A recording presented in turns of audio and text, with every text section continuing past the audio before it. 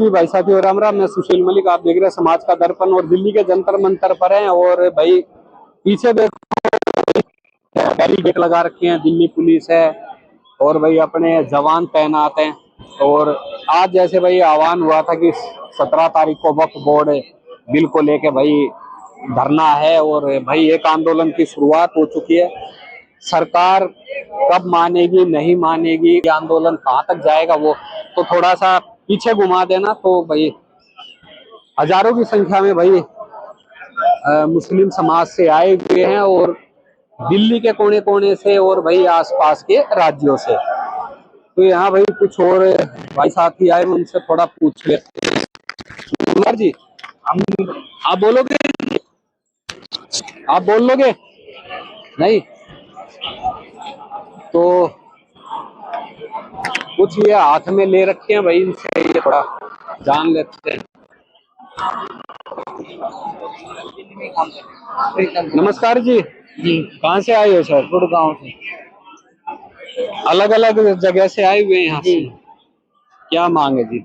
मांग है कि ये वक्फ बोर्ड बिल जो लाया जा रहा है ये नहीं लाना चाहिए। ये हमारी प्रॉपर्टीज है और ये हमारी जरूरत के लिए है, ठीक है ना। इसमें सरकार की मुदाखलत नहीं होनी चाहिए।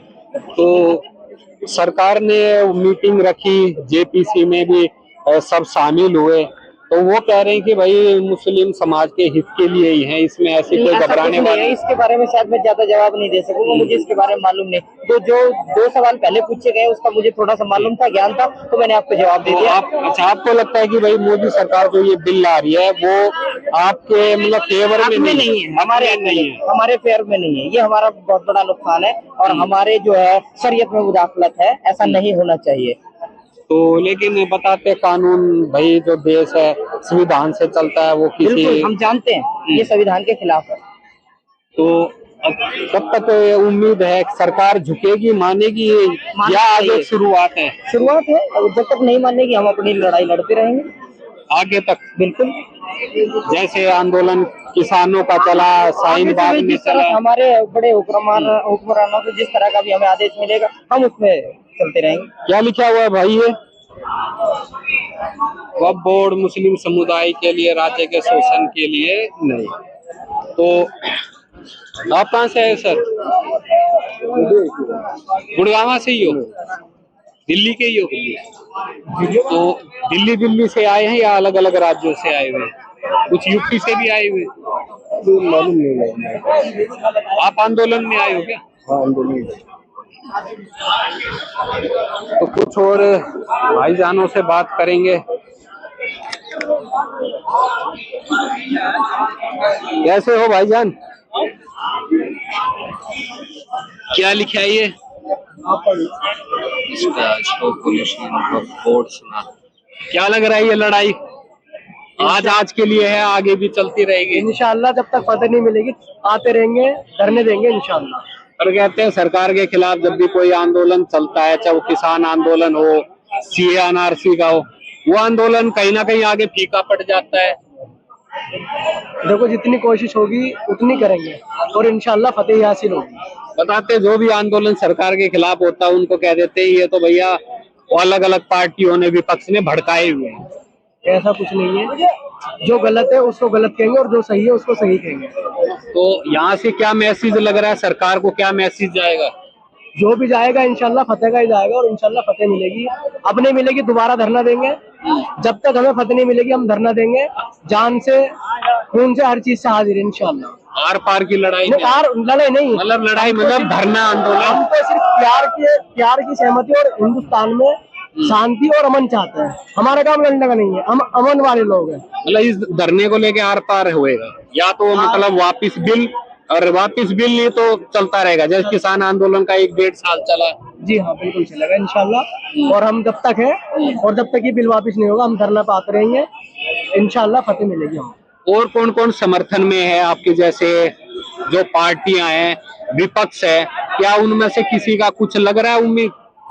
ये हमें नहीं पता, बाकी हम अपना समर्थन नहीं है। उनका समर्थन चाहिए नहीं चाहिए इस आंदोलन में? हमें नहीं पता, बस जो था हमने बता दिया, जितना हमें पता था।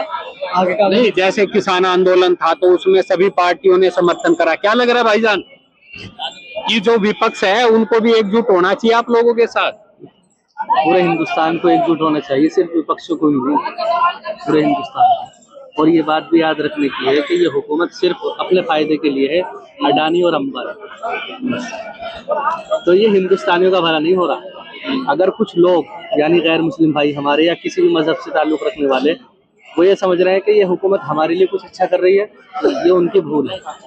वो उनके लिए अच्छा नहीं कर रही, वो अपने लिए अच्छा कर रही है। अब देखो कि जितने बीजेपी के मंत्री है, भारतीय जनता पार्टी के मंत्री है, उनके किस कदर बैंक अकाउंट बाहर विदेशों में खुले हुए हैं, उनका कुछ नहीं था और आज करोड़ों करोड़ों रुपए के वो मालिक बने बैठे हैं। और आम जनता जो गैर मुस्लिम ही आम जनता है, उनका क्या हो रहा, दलित क्या है, ओबीसी क्या है, ये निचले तबके के लोग क्या है, क्या तरक्की हो रही है उनकी। तो यहाँ पर विपक्ष का सवाल नहीं है, सवाल ये है कि सारे हिंदुस्तानियों को एकजुट होना पड़ेगा। उसमें सिख भी आ गए, हिंदू भाई भी आ गए, जैन बुद्ध, सबको एक होना पड़ेगा, विपक्ष का सवाल नहीं है। लेकिन उसमें ये भी तो होगा कि भाई वक्फ बोर्ड से हिंदू और सिख को क्या फायदा मिलेगा। अपने आप से एक इसके बारे में थोड़ी सी डिटेल से बात करें कि ये जो मुस्लिम कम्युनिटी है, इसका ताल्लुक या वक्फ बोर्ड का ताल्लुक मुस्लिम कम्युनिटी से है। ये बिल में जो संशोधन करना चाह रहे हैं कि जैसे यूपी में 80 जिले हैं, वहां पर जो है डीएम रहेंगे, यानी कि 80 लोग उस कमेटी को देखेंगे, जो वक्फ कमेटी है, वो उसमें इंटरफेयर करेंगे, दखल अंदाजी करेंगे। और जो दूसरी कम्युनिटी के लोग हैं, उनकी भी कुछ जायदादें हैं, वो भी किसी चीज का मालिक है, उनकी भी कमेटी है, उसमें क्यों मुसलमान शामिल नहीं है? और वक्फ कमेटी जो है उसमें क्यों गैर मुस्लिम को शामिल करना चाह रहे हैं, नॉन मुस्लिम को शामिल क्यों करना चाह रहे हैं? तो कहने का मतलब ये है कि असल ये मुसलमानों को दबा करके या मुसलमानों पर जोर डाल करके, परेशान करके दूसरे लोगों का वोट बैंक बनाना चाहते हैं और अपनी सत्ता पर बरकरार रहना चाहिए। मतलब इस आंदोलन से कहीं ना कहीं जो बिहार में चुनाव होने हैं, बंगाल में चुनाव होने हैं, तो लगता है कि जो हिंदू वोट बैंक है वो इनके समर्थन में अच्छे से आ जाएगा। मुझे किसी शायर का शेर याद आ रहा कि वो पता नहीं जहन से निकल रहा, लेकिन थोड़ा सा याद आ रहा कि कहीं तनाव है क्या और देश में कहीं चुनाव है क्या।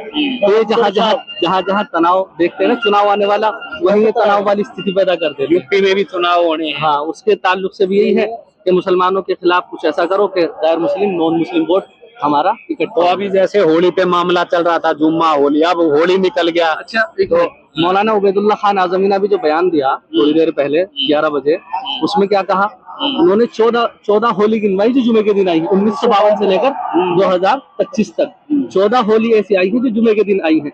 बताओ, इससे पहले होली जुमे के दिन नहीं, तो पहली मर्तबा होली जुमे के दिन आई है। अच्छा, जो मस्जिद ढकी गई वो भी शायद पहली बार ढकी गई या पहले भी? क्योंकि मैं तो चलो 3-4 साल से इस लाइन में हूँ, तो मतलब ये फर्स्ट टाइम। आप 3-4 साल से इस लाइन में, लेकिन पढ़ाई आप इससे पहले से कर रहे हैं, आपको नॉलेज है, हमसे ज्यादा नॉलेज आपको है, क्योंकि थोड़ा नजदीक आ जाओ चाहे। अच्छा, हाँ जी, तो हमसे ज्यादा नॉलेज आपको है इस ताल्लुक से कि पहली बार तिरपाल डाला गया है, मस्जिदों को ढका गया या पहले से ढका जा रहा था? पर उसमें ये नाम दे दिया गया कि भाई कहीं रंग ना पड़ जाए मस्जिद पे, उस वजह एक मस्जिद तो पहले भी थी। अच्छा, मस्जिद तो पहले भी थी, आज ही मस्जिद थी, अब जुमे के दिन ही मस्जिद थी बस। इससे पहले जो 13 मरतबा होली आई है, उस 13 मरतबा मस्जिद वहीं थी, सब वो वहीं पर बनी हुई थी। वहाँ ये वाला भाईचारा नजर नहीं आया। तो इसलिए हिंदुस्तान में सबको एकजुट होना पड़ेगा, विपक्ष का सवाल नहीं है सिर्फ। ये हुकूमत सिर्फ 2 लोगों के लिए है। या अगर मैं ज्यादा से ज्यादा कहूँ, एक यूट्यूबर हैं अरबाज खान के नाम से, उन्होंने एक डिटेल बनाई थी, पूरी निकाली थी, लिस्ट निकाली थी, तो उसमें कहा था कि हिंदुस्तान के 250 आदमी इस मुल्क को चला रहे हैं बस। और खुला जो राहुल गांधी जी का बयान होता है वो ये होता है बस अडानी और अंबानी हम दो हमारे दो, बस ये होता है बयान। और हकीकत में ये है, इसके अलावा अच्छा, अब यहाँ पर तो मुसलमानों को परेशान कर रहे हैं वक्फ के ताल्लुक से, ठीक है, लेकिन जरा आप गौर करो, अमेरिका के अंदर डोनाल्ड ट्रंप आ चुके हैं सत्ता में, उन्होंने थोड़ी सी धमकी दी उसके ऊपर, टैक्स के ऊपर के हिंदुस्तान जो है टैक्स लगा रहा है, थोड़ी सी बात के हाँ समझ आ जाएगी उसको। तो इसके ताल्लुक से कोई बयान नहीं दिया किसी ने भी, होम मिनिस्टर हो, प्राइम मिनिस्टर हो या वित्त मंत्री हो, और वाणिज्य मंत्री जी वहाँ क्या कर रहे हैं, क्या कर रहे हैं? अमेरिका के अंदर बैठे हैं, वहाँ कोई बयान नहीं दिया अभी तक भी। चीन से सारा सामान हम ले रहे हैं, उसके ताल्लुक से कोई बयान नहीं दिया। और जरा सा पाकिस्तान और हिंदुस्तान का मैच होने लगे तो उसके लिए सारे भड़क जाते हैं। यानी कि अगर कोई ताकतवर है तो हम उसे कुछ न कहें, और जो वैसे ही हम उसे कुछ भी कह दें। ये तो यहाँ पर जो है असल मसला विपक्ष का नहीं है, असल मसला हर हिंदुस्तानी का है। हर हिंदुस्तानी को भुगतना पड़ेगा अगर हिंदुस्तानी नहीं समझे। इसमें मुस्लिम और नॉन मुस्लिम की बात है, हर हिंदुस्तानी की बात है, भारतीय की बात है, चाहे वो मुस्लिम हो, चाहे वो सिख हो, चाहे वो ईसाई हो, चाहे वो हिंदू है, चाहे वो जैन हो, कोई भी हो, एनी टाइम उसको ये समझना पड़ेगा तो हिंदुस्तान के अंदर जो सत्ता है वो अपने फायदे के लिए है, पब्लिक के फायदे के लिए नहीं। अच्छा, रोजगार पर बात क्यों नहीं करते, शिक्षा पर बात क्यों नहीं करते? हिंदुस्तान गरीबी में हमारा मुल्क ये कौन से स्थान पर है? 102 या 109 पर है। हाँ, ऊपर पहुंच गया। बताओ इस पर क्यों बात नहीं हो रही? शतक मार दी। बताइए, शतक से भी ऊपर पहुंच रहा है, रुपया भी गिर रहा है। बताइए रुपया डॉलर के मुकाबले में कहाँ चला गया? अच्छा, 2014 से पहले जिस इंसान के पास सारी यानी कि सारी परेशानियों का हल था, आज उसके पास कोई भी हल नहीं नजर आ रहा। जैसे प्रधानमंत्री ने दिल्ली में एक बयान दिया था 2014 से पहले का कि मनमोहन सिंह जी यहाँ पर आए थे और उन्होंने महंगाई का माँ भी नहीं बोला। आपको याद होगा ये बयान? हाँ, बिल्कुल। अब महंगाई का माँ इनकी जबान पे क्यों नहीं आता है? कुछ भी ना आता। जो बाहर ब्लैक मनी है उसका भी जिक्र था। वो 15 करोड़, वो 15 लाख हर किसी के खाते में आएंगे। कहाँ है वो कि सबका साथ, सबका विकास, सबका विश्वास? विश्वास भी तोड़ दिया, 15 लाख नहीं आए, बताओ। और वो जो नोटबंदी हुई थी, डेमोटाइजेशन जो हुआ था, उसका क्या हुआ? जियो सिम निकाल दी। कहने का मतलब ये है कि विपक्ष का हमें साथ नहीं चाहिए, हमें हर भारतीय का साथ चाहिए, हर हिंदुस्तानी का साथ चाहिए। तो और जो ये चाह रहे हैं कि ये हुकूमत हमारी खैर का ही कर रही है या हमारे लिए काम कर रही है, ये उसकी भूल है। ये हुकूमत उसके लिए काम नहीं कर रही, हम दो हमारे दो, बस उसी पे चल रहा है। बस उसी पर चल रहा है। वहां पर काम दिलवा दिया उनको, वहां जाकर के अमेरिका में ले जाते हैं, कभी किसी को ले जाते हैं। जब ये बता दो वाणिज्य मंत्री का अभी तक बयान क्यों नहीं आया? आपको ये लग रहा है कि जो मोदी जी देश के दौरे कर रहे हैं वो देश के हित के लिए कम, और जो पूंजीपति है कोई अगर यूं कह दे कि आप मेरे जो है बहुत फेवरेट हो, उससे मालूम करे फेवरेट क्यों? Because your personality is very good. तो बस अपनी पर्सनालिटी चमकनी चाहिए। अच्छा, चुनाव के लिए हेलीकॉप्टर या हवाई जहाज किसने दिया था? कहाँ से आया था? तो ये जो है अपने लिए हुकूमत, हिंदुस्तानी के लिए हुकूमत नहीं कर रही, अपने लिए, अपना पेट पालने के लिए और अपना भविष्य बनाने के लिए। यूं कहते हैं कि भविष्य उज्जवल बनाओ। कैसे बनेगा भविष्य उज्जवल? ऐसे नहीं बनेगा। तो हमें जो है विपक्ष का साथ नहीं चाहिए, हमें हर भारतीय का साथ चाहिए। तो आवाज जाएगी भारतीयों तक, पहुंचनी चाहिए। क्या लग रहा है आज ये आपका काम है, आप पहुंचाओ, हमने तो दे दिया। हम तो आपकी आवाज पहुंचाएंगे। हाँ, आपको जो बोल रहे हो वही जाएंगे सब, ना हम इधर करते ना उधर करते। बिल्कुल।